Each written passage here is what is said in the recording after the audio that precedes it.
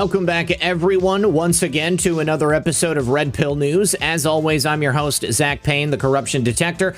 And considering the response I got from my interview last week with John Mark Dugan, my friend who's an American living in Russia, John and I decided that once a week, every Wednesday, we're going to be doing an update for all of you there at home so that he can tell us a little bit about what's actually happening on the ground there. And we're going to be breaking down some of the propaganda we're seeing coming out of both sides, also some of the truth and lies, and we're going to try to parse through exactly what is happening. Thank you very much, everyone, for joining us today, and we're going to be right back with John Mark Dugan after the break.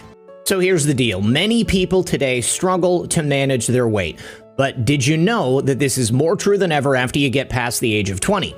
Now, why is that? Well, that's because after the age of 20, your metabolism slows down by as much as 4% each passing decade. And this is why I highly recommend keto with Red Pill. You see, this magical powder helped me to lose weight easier and faster than anything else I've ever tried. It works by increasing the ketone levels inside your body, which in turn supports a boosted metabolism. And with just a single scoop every day, I saw big improvements in my metabolism and my weight loss. And imagine just how much weight you could lose if you started now and you wanted to get out there this summer in a bikini or a swimsuit. Now, if you're looking for a great way to manage and support your own weight loss, then you're gonna love keto with Red Pill. And you can get up to 51% off today within the next 24 hours by going to ketowithredpill.com, or you can always click the link below. And remember, when you support my sponsors, you support this channel. All right, welcome back, everyone, to another episode of Red Pill News. Today, we're going to be doing our weekly breakdown of what's actually happening in Russia and Ukraine. My friend John Mark Dugan, an American exile living in Russia, is here with us once again to check in and tell us how things are looking on the ground. John, we have had a heck of a time here since this conflict began between Russia and Ukraine, and it looks like, if things are to be believed, the Russians have taken a bit of a different tactic. Looks like there's maybe some bombing of targets that are inside city centers. Looks like there was a bombing of a government building in Kharkiv. And I've had some mixed reports coming from people. There's this other guy, Coach Red Pill, who's in Ukraine, and he said he doubted the legitimacy of this specific attack. And there's one thing I can tell you: if there is a way that the Ukrainians are going to drag the international community into this conflict, it's going to be creating danger for the civilian population, which up until this point, Russia has been very careful not to create. What do you think's going on here? Well, so yeah, that's a good point. And Russia has been taking great care not to hurt any civilians. I don't know. Did you see the video of the tank that encountered a bunch of people? Did you see that the other day? I saw the video that was supposedly a Russian tank that ran over a Ukrainian civilian's car, but then apparently it turned out later it was actually a Ukrainian vehicle. Ukrainian vehicle ran over a Ukrainian individual. No, here's what I'm talking about, and if you'll let me, I'll just play a quick moment of it. Yeah, go ahead. Go ahead. All right, so hold up. Share your screen. Yeah, I will. So now, this is a big group of people standing in the middle of the road. Big group of Ukrainians. Okay. Of course, can you hear it? Yeah, we can hear it. Yeah. So I'm just going to kind of fast through because it's a long clip. Okay. You see the tanks coming around the corner here. And then you see, like, this guy walk up to the tank. And he's blocking it. He's not going to move. And so what do the tanks do? They turn around. Now, we got two choices here. Choice one is either these guys had superpowers. We can still hear the video. So choice one is either these guys had superpowers and they could block this tank, and the tank ran. And there's no way this tank could drive over these people. Or choice two, they're not there to hurt the civilians. Right. And I think we know what the obvious choice is. Yeah, I mean, it seems, if Russia was there to do as much damage as possible, they would have just rolled over those guys. And another thing that I noticed is that the Russian Air Force seems to be mysteriously absent from the entire conversation. Russia has a prodigious air defense system set up. I mean, they have lots of MiGs, lots of planes. If they really wanted to beat Ukraine into submission, they could have simply just flown across and carpet bombed the place like we did with Dresden back in World War II. Yeah. So, I mean, look, there was some carpet bombing in Kharkiv, but it was of military and fuel installations, strategic points. Not a lot of civilians in that area. Whereas you have some groups of people that are actually using civilians as shields. Like I sent you a photo earlier before the show of the Ukrainian nationals that are going in, and they're using schools where kids should be. They're hiding out there. They're using these civilians as shields. I mean, what kind of people do this? Well, and what's interesting too is that this is something Putin said at the outset. Do not allow people of Ukraine, do not allow these neo-Nazis to use you as human shields. And that that image you sent me, I'm showing it on screen right now.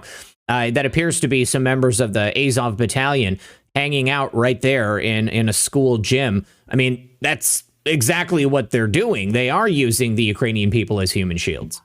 That's correct. Yeah. That's correct. So let's talk a little bit about the document that you sent over to me. Well, you've sent me a couple of documents. The first one, I'm currently having it translated right now from Russian to English. I have a native Russian speaker who's taking care of that. Of course, it's 162 pages, but essentially it details the activity of the DoD in the United States inside the former Soviet republic. So basically, the Soviet Union fell, and the United States and the Department of Defense quickly went into each of these former Soviet states and kind of took over existing biolab infrastructure, and then also built new biolaboratory facilities, all with the express purpose of designing biological weapons that could then be used against the Russian people. And they did a fair amount of experimentation on soldiers and on the people in these areas where these biolabs went up. What can you tell us about this document? How'd you come across it? So there was a lady in Ukraine that actually worked for one of these labs.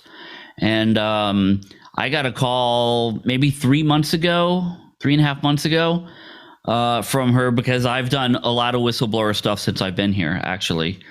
I got a call from her, and she was like sketchy at first, but I arranged to get her out of Ukraine. She was up near Kharkiv. We got her over to like where Chernobyl is, and you can actually cross there. No troops, no border checkpoints up into Belarus. So you just go through the forest, and you're in Belarus, and then it's just free sailing right into Russia. Mm-hmm. And so when we got her here, she had compiled this entire document for me. Now she's a Russian scientist that has been living in Ukraine for the last 15 years. But she knew how bad this stuff was. And one thing in particular, right?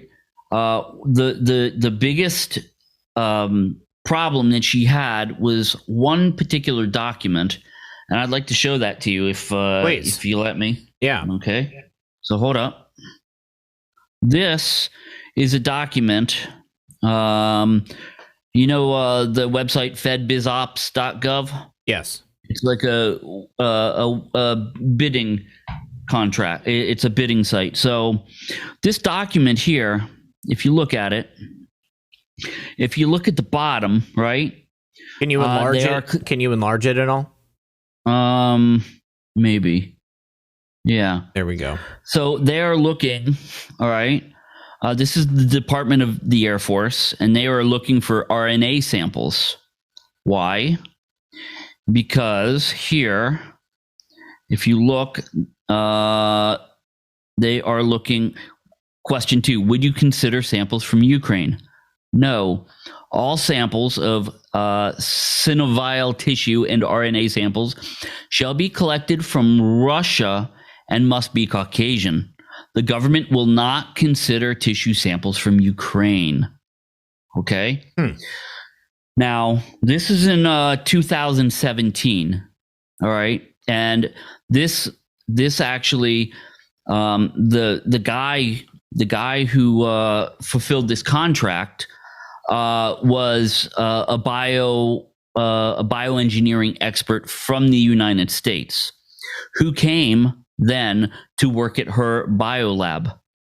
And not only that, but you have these two documents here, okay, where, give me a sec. Let me see if I can zoom in here. So this is Ukraine.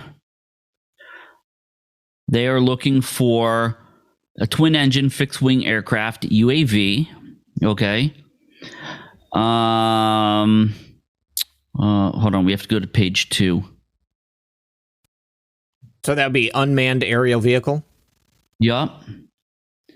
That has right here, number 9. It need. Oh wait, no. Hold on.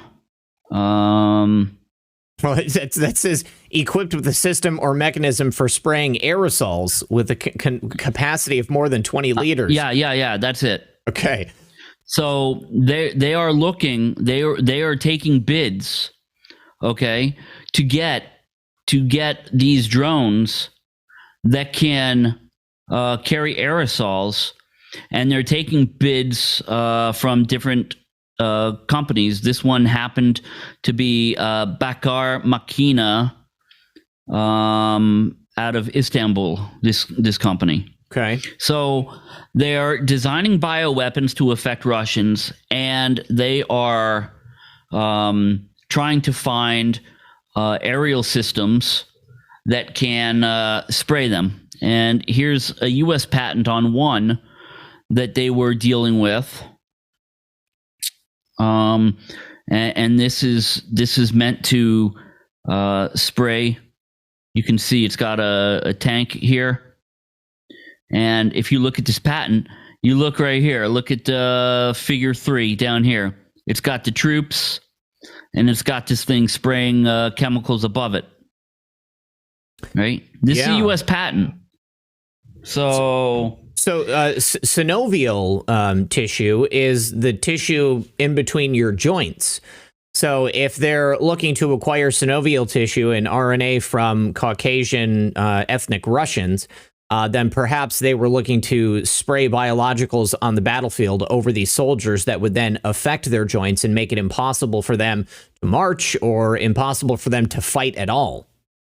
Well, that could be one thing, but it could also be that, and I'm not any biological expert. You'd have to ask somebody, but it could be a source of where like stem cells are located, where they can generate any kind of cells that they want. And per the agreement between the Ukrainian government and the Department of Defense, which are in those documents that you have, any of this tissue that gets collected by any of these contractors has to be sent back to the Department of Defense. Mm-hmm. I mean, this is bad stuff that the Ukrainian government and the American government are doing. This is really awful. Well, and it makes it very, very understandable why Putin and the Russians would be interested in incapacitating these biological facilities, specifically if the United States government and the Department of Defense was looking into some type of biological that would affect the people of Russia directly. I mean, if something like this is released, then there's no guarantees that it's going to be an isolated incident, that it's only going to affect the people that are directly in the path of whatever the biological agent is. I mean, this is how pandemics are started. You know, something gets released, it gets spread between people of, that are more easily affected by it. Take, for example, what happened in Wuhan, China. And you have this situation here. Now, I was actually speaking with Jack Maxey yesterday. Are you familiar with Jack Maxey? He's the man who essentially popularized the Hunter Biden laptop. He used to be on the War Room with Steve Bannon. Okay. Interesting. And we talked a little bit about Metabiota. Metabiota is a private company that was deeply involved with these biolabs there in Ukraine, also in Wuhan, China. And there are some emails with Hunter Biden sending and receiving, dealing with the presence of Metabiota there. But it's my understanding that they are a front for the United States intelligence community. And it just falls into line with everything we've been talking about over the last couple of weeks in regards to these biological facilities and the desire of the DoD to target Russians. Yeah. And, you know, as you saw in that document, they are specifically looking to target Russians. I mean, that's some shady stuff. Yeah. You know? This is not something they can explain by saying, well, you know, we want to make sure it works on Americans because we're looking for like some kind of cure for Americans. Because this is the Department of Defense here. They are looking for people that they consider enemies. What the hell are they doing? Well, I mean, the Department of Defense is not in the business of curing diseases. I mean, that should be the National Institutes of Health or the CDC. I mean, maybe the FDA by proxy. But I mean, the Department of Defense would be looking for weapons systems and delivery methods to incapacitate those enemies that they identify. Yeah, absolutely. Yeah. So how many people have this document? Is this something that's been widely circulated? Do you think there's a possibility the Russian government could have gotten their hands on it? I mean, obviously, they've known about the presence of these facilities for quite some time.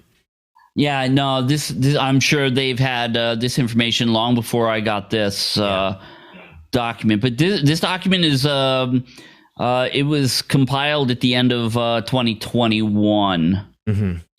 Okay, all right. So now, what about what about the stories that are kind of circulating in mainstream American media right now about the pushback from Russian citizens in regard to this incursion into Ukraine? I mean, last time we spoke, you said that there was kind of a celebratory attitude there in Russia, but the United States press is reporting that Putin is, rounding up protesters, jailing families, mothers and children that are protesting the invasion of Ukraine. Have you seen anything in relation to this? No. And in fact, I was just in the center today because I happen to shoot video there sometimes for a client. And I was just in the center. No protesters. I'm not going to look. Anytime you get a big mass of people, you're going to have some dissent. Okay. Sure. But they're not going around kicking the crap out of people. They're not. I saw where they said they're rounding up little kids that were holding signs. Yeah. I mean, dude, this is such crap. I asked a friend of mine who's a cop. He's like, what? He's like, they would never let us do that. So, by the way, one of the big players in these biolabs, is a guy by the name of George Soros, and I'm sure all your people know who that guy is. Oh yes, we're well aware of George Soros. Yeah, so you'll see him, and here's actual. I think this is him in. Oops. Oh, actually, you can't see it on my screen. Never mind. Okay. It's on a different screen. There's a picture of him and Poroshenko here. And then there's a picture of him at one of the biolabs. Now, don't forget that now in that document, you see who did some of the ribbon cutting on some of those biolabs was Senator Barack Obama. Yes, I saw that. Yeah, he was there in what, 2005? Yeah, I think that's when they started putting the biolabs into place. Yeah. Let's see. I also just found something tying Rosemont Seneca, which was, of course, Hunter Biden's, I guess, investment lobbying firm. Oh, yeah. Yeah, I mean, they had their fingers in a lot of different things. But they led an investment into Metabiota, which was collaborating with EcoHealth Alliance at the time that they were developing these gain-of-function research vectors there at the Wuhan Institute of Virology. Yeah. So I'm very interested to look more into the presence of metabiota there in Ukraine. So at this point, John, I'm surprised that we haven't seen the official fall of Ukraine. Zelensky's still out there. He's still crowing to the international community. And of course, it looks like life really is going on basically as normal there. But lots of propaganda stories coming out about the people of Ukraine fighting back. I mean, any insight onto this? Yeah, I mean, look, you got to remember only 10% of Russian military is doing anything in Ukraine right now. Mm-hmm. Just 10%. Because they're not going to go. Their goal is not to go in and slaughter civilians. Mm-hmm. And if you send in a lot more than 10% with an army that big, that's exactly what's going to end up happening. Is like a whole bunch of people are going to get killed. But I mean, you hear the Biden administration crying that 11 or 12 people got killed during the bombing of Kharkiv. Dude, that son of a bitch bombed an entire family who wasn't close to any military installation whatsoever. Right. All for the sake of them being able to say, well, we were strong. We retaliated for the death of the 13 service members that we got killed. We retaliated against this terrorist guy before he could make any more weapons. And it turned out it was a dude unloading water for his 7 kids. Mm-hmm. I mean, what a bunch of disingenuous clowns. Yeah. Not to mention the fact that the United States government and the DoD was aware of suicide bombers there at the airport and essentially allowed those 13 service members and countless Afghan citizens, who knows how many people died there, to be killed in those suicide bombing attacks. They could have stopped it from happening before it happened, and instead they allowed it to happen, and then they left behind $85 billion worth of artillery and materials of war. Yeah, but that was by design. Oh, yeah, that's what I'm saying. It was by design. Yeah, that was by design. Yeah. These contractors, they want to sell weapons, and they're not going to sell weapons if we bring all the weapons home from Afghanistan. And that's part of why I think America is pushing NATO, wanting NATO to go into Ukraine and wanting this conflict. Because if there's no boogeyman, then they aren't going to sell any weapons. And if they're not going to sell any weapons, they're going to lose money.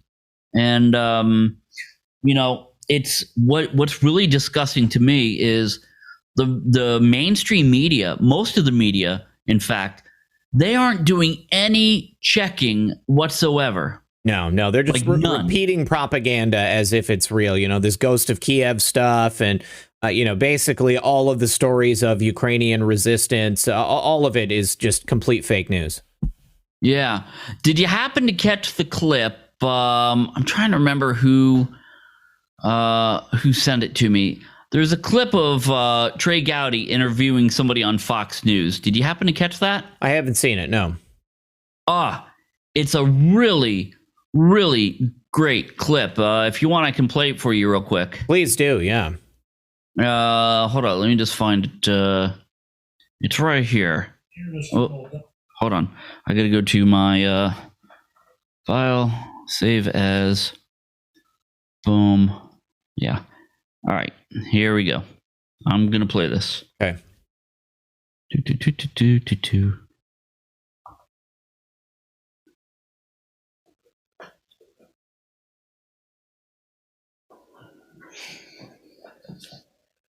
No? End game. Here, hold up. Well, Vladimir Putin is carrying through on this. Here is Colonel Doug McGregor, a former senior advisor to the Secretary of Defense. Thank you for joining us. Nothing? Why do you think Putin is doing this? What is his end game? You hear it? Well, Vladimir Putin is carrying through on something that he's been warning us about, at least for the last 15 years, which is that he will not tolerate U.S. forces or their missiles on his borders, much as we would not tolerate Russian troops and missiles in Cuba. And we ignored him, and he finally acted. He was not going to allow Ukraine under any circumstances to join NATO.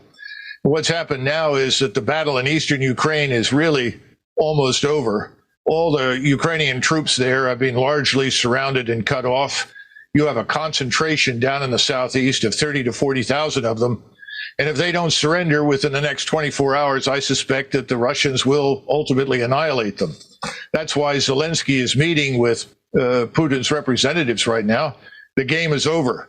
And he's going to have to negotiate the best deal he can get. And we've already told him, the president of the United States has, that if he opts for neutrality for Ukraine, we'll back him. And I think that Vladimir Putin will do that for Western Ukraine. That is the Ukraine beyond the Dnieper River. But behind it in the east, where he is now, I'm not sure what he has planned there, whether he forms another republic, annexes it into Russia, because historically it has been Russian.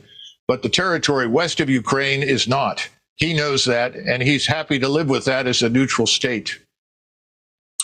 I am not a military expert. I'm not even an expert on geography. But if he takes Ukraine and Ukraine abuts Poland, then he's going to have a NATO country abutting him. So if that's what he doesn't want, then isn't he going to just have to keep going until he runs out of NATO countries? I guess I should say it again. He has no interest in crossing the Dnieper and heading west to the Polish border. I think you're going to find from these negotiations he's quite willing to neutralize that territory on the Austrian or the Finnish model. Right now, Russia already touches Estonia and part of Latvia. White Russia, of course, touches Lithuania.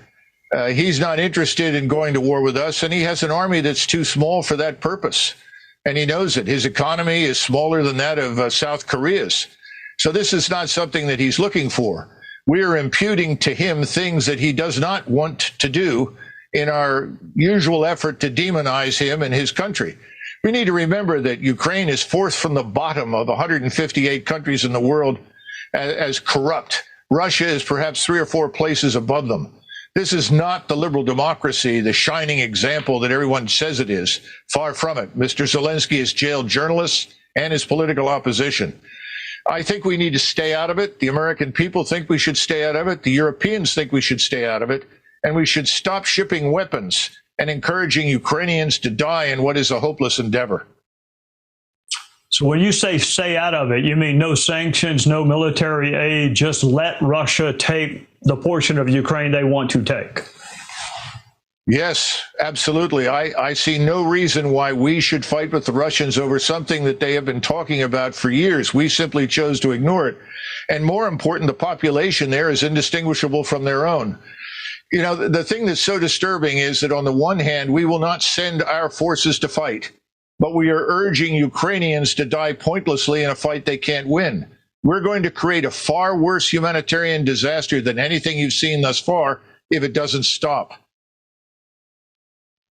Thank you for joining. So it's incredibly illuminating, and it really echoes my own sentiments. I feel that's exactly what the route that we should be taking.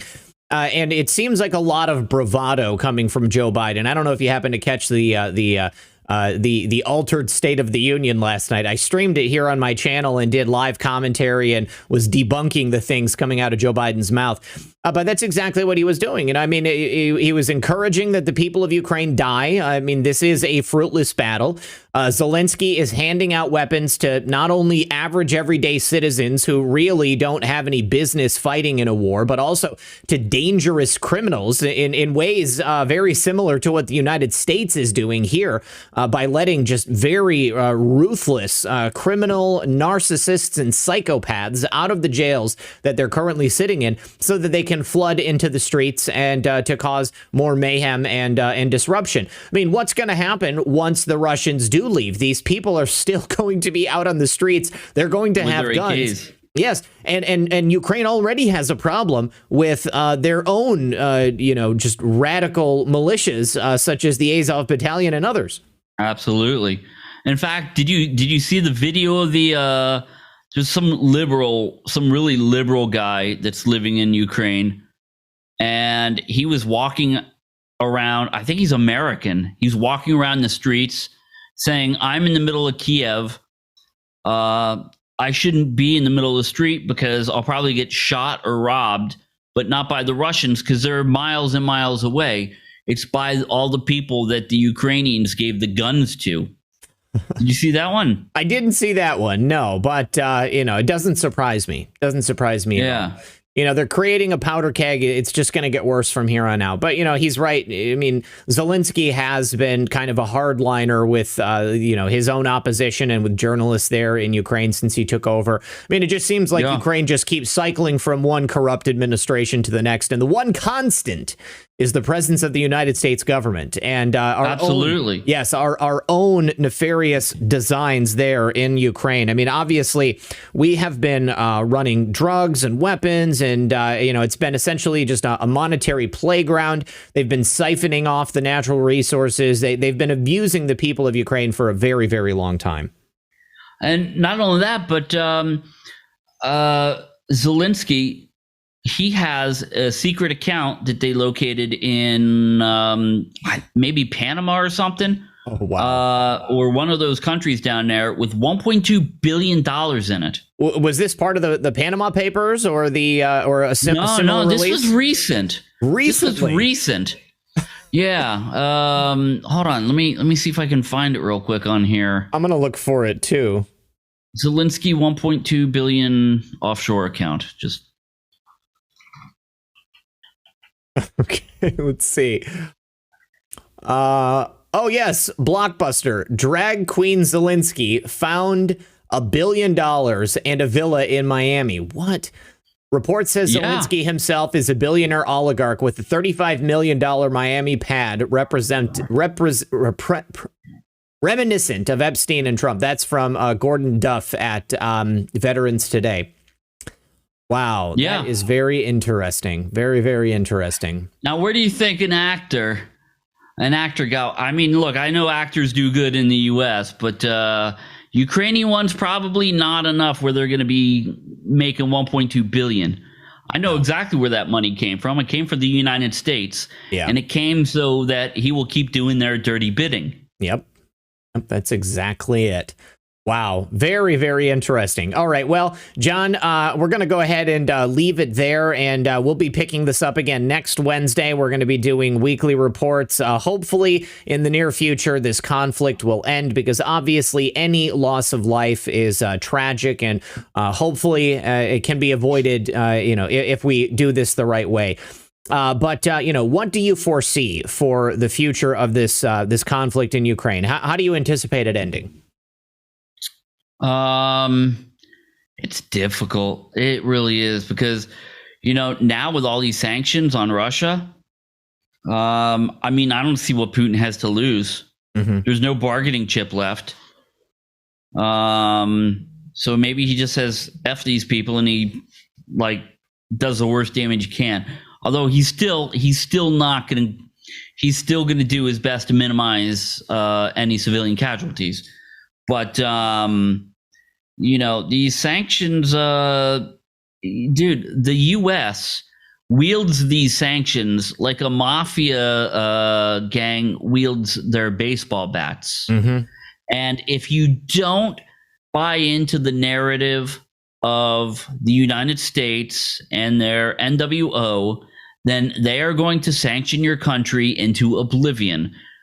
Putin is not buying in, and he refuses to buy in to this this narrative that the U.S. wants to peddle. He will not become a member of the IMF, and I think one of the smartest things that Putin can do, but is going to have catastrophic results for the United States, is to get off the SWIFT system altogether, to convince China and to convince India, say, you know what, we are the powerhouses. Muffingate. Keep going. I'm muting for the audience. Russia should say, you know what, China and India, we are the powerhouses in manufacturing. I mean, not so much Russia, but they are in oil. We are the powerhouses of the East. We need to get our own banking system so they can't be used against us as sanctions. and then we can do what we want, right? The U.S. is going to have no choice but to deal with that new system. Why? Because China and India, they manufacture almost everything, right? Yeah. Almost everything. And if that happens, the dollar is dead. The dollar is going to be a dead currency. And I think the only reason you haven't seen worse inflation in America now is because the dollar is the benchmark currency and everybody is afraid to devalue it. This Standard & Poor's or Moody, they're afraid to devalue the U.S. dollar, to devalue U.S. credit because of what it means for the entire global economy. But if Russia, China, and India get together and they agree on maybe the yuan as being the standard currency, and because let's face it, China owns a hell of a lot more than the United States does and has a hell of a lot less debt. The U.S. is sunk, and I don't even want to think to what's going to happen to my kids being in the United States if something like that happens. It's just going to be total carnage, and the dollar is going to be worth pennies on the dollar.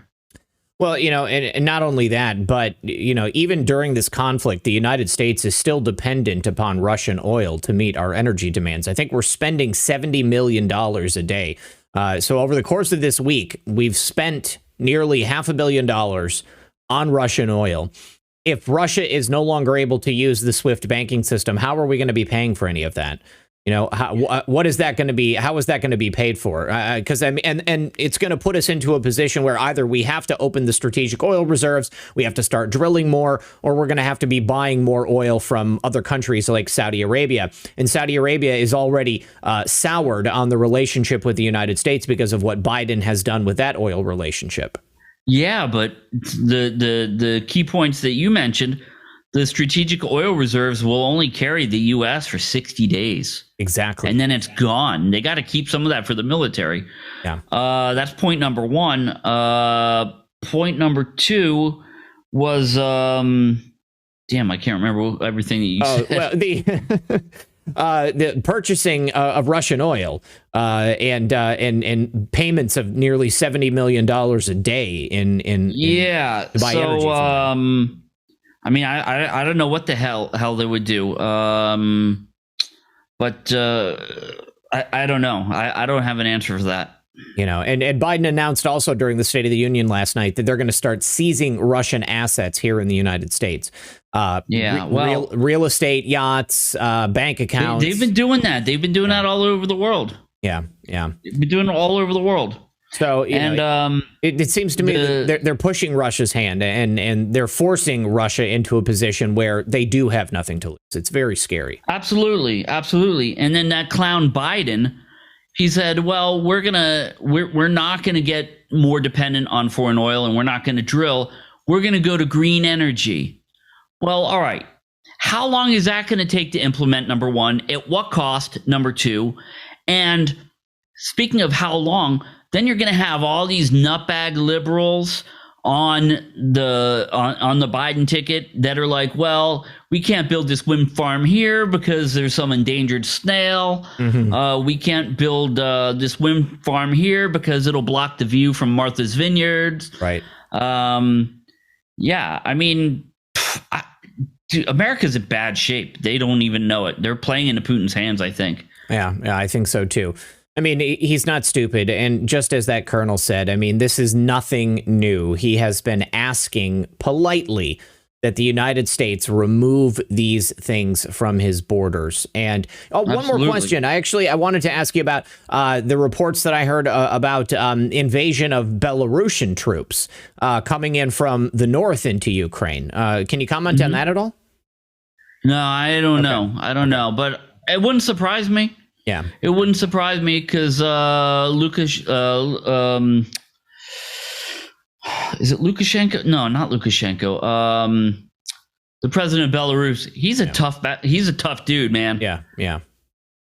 In fact, Belarus is the only country in the world that had absolutely no order it all, like no mandates at all from the very beginning of COVID. When this guy said, well, our people, they got to go out and work. Yeah.